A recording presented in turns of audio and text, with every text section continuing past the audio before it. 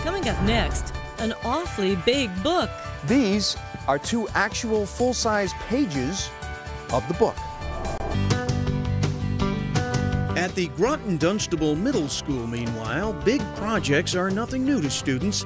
They collected 1,000,000 pennies as part of a lesson on the Holocaust. Now they're on to something truly record-setting.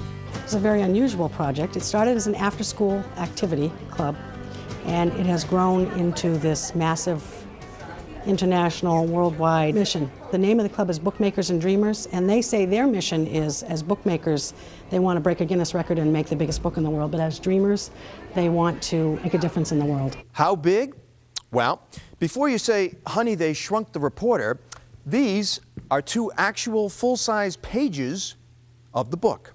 Beating the record meant making a book whose pages would be 10 feet by 12 feet.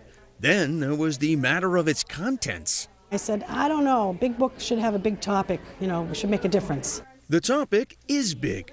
Ideas on world peace and specifically their own role in that. They wanted to have an answer to what can kids do, what could they do, physically do, to help make a more peaceful world. To find those answers and help fill the book, they've not only offered their own thoughts.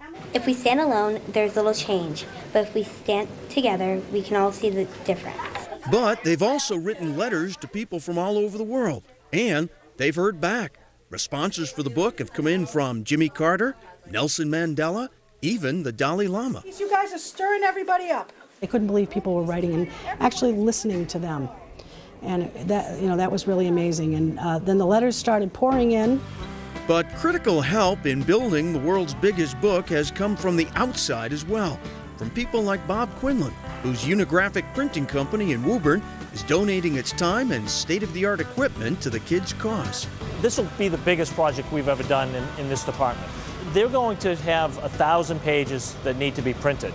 So we're going to print 500 sheets, double-sided, at 30 minutes per page. So how many person hours is that?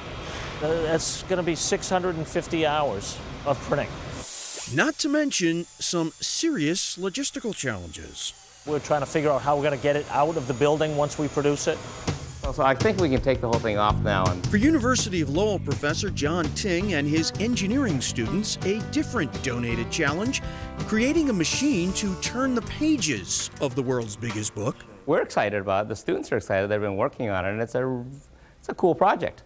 And a very cool quarter-size prototype page turner in the works, from the hydraulics and puffs of air to the ingenious use of skateboard wheels.